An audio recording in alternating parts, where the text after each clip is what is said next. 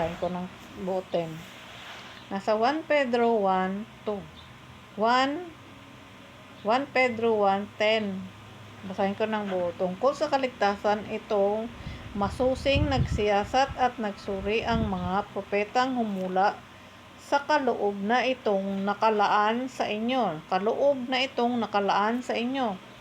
Sinuri nila kung kailan at paano ito mangyayari. Ang panahong ito ang tinutukoy ng Espiritu ni Kristo.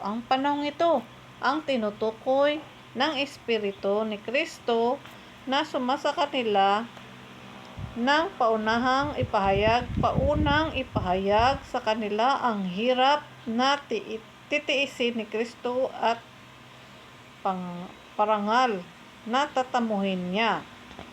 11 to sa 12. Nang kanilang ipahayag ang mga katotohanan ito, pinaunawa sa kanila ng Diyos na ang ginagawa nila'y sa kapakinabangan ninyo at hindi sa kanila.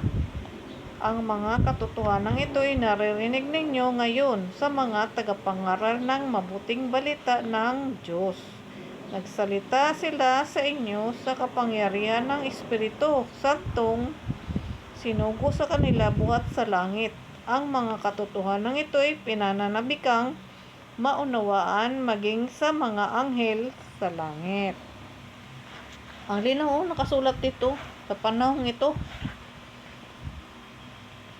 Alam nyo kung saan tumuntong yung Holy Spirit ko? Dito sa nagsuri ang mga propetang humula sa kaloob. Doon sa nagsuri. Tapos ngayon dito naman siya sa titiisin ni Kristo at ang parangal na tatamuhin niya. Sa kanila ang hirap. Nasa 11, nag-react siya dito sa 11. Kanina sa 10 doon sa nagsuri. Ngayon naman nandito siya sa titiisin ni Kristo. Ang sa ibabaw, nasa gitna kasi nasa titiisin. Tapos, ang ibabaw niya, paunang ipahayag sa kanila ang hirap na titiisin ni Kristo at ang parangal na tatamuhin niya. Nang kanilang ipahayag ang mga katotohanan. Ayun, binasa ko na to. Binasa ko 10 hanggang binasa ko na lang. Hanggang 12. 10 hanggang 12. Pero yung una niyang binigay doon sa 10. Tapos sa 11, tumuntong siya doon sa titiisin ni Kristo. Doon. Tapos yung 12. Binasa ko na lang lahat para hindi tayo mabitin. Binasa ko na to. At ito'y binigay to sa sa Hilaga Minor, sa Galacia, Cappadocia, Asia at Bithynia. Ano kaya to ba? Baka apat na north, to. Nasa east, west, north, and south. Yun ba yun? 4, 1, 2, 3. Hindi ko alam kung ano yung Cappadocia, Galacia, sa Europe. Nandito na naman siya sa humula sa kaloob na itong nakalaan sa inyo. Nandito siya sa humula. Tungkol sa kaligtasan ito, masusing nagsiyasat at nagsuri ang mga propetang humula sa kaloob. Ito, nasa siya, humula sa kaloob na itong nakalaan sa inyo. Nakalaan.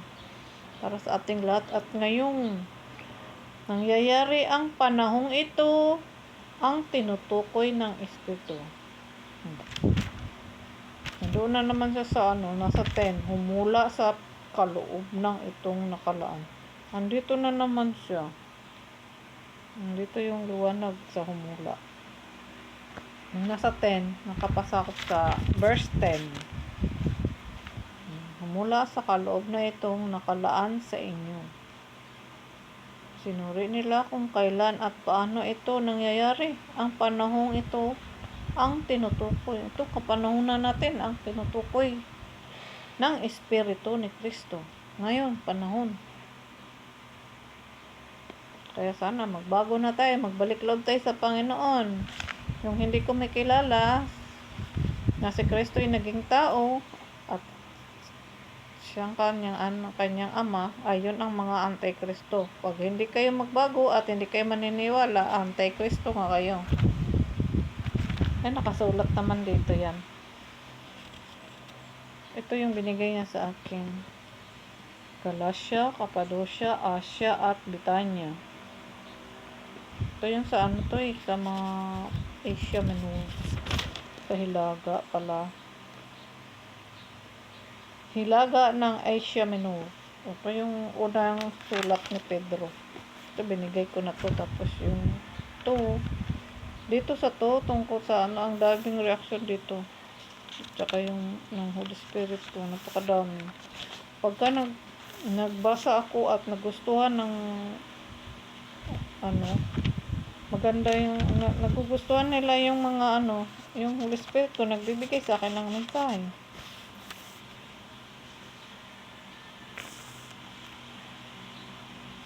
Yun lang, salamat po kung kayo nakikinig. Dito ako ngayon nilagay, nandito pa rin yung liwanag sa humula.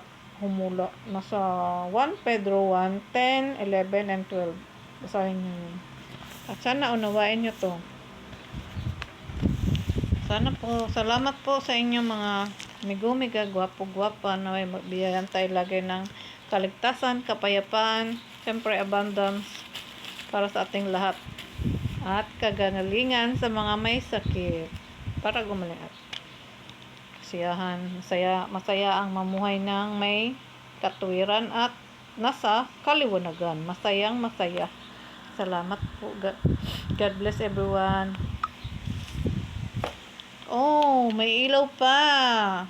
Bakit ka umiilaw? Bakit ka may ilaw ngayon? Dati wala namang ilaw. Ngayon nag-iilaw na naman muli.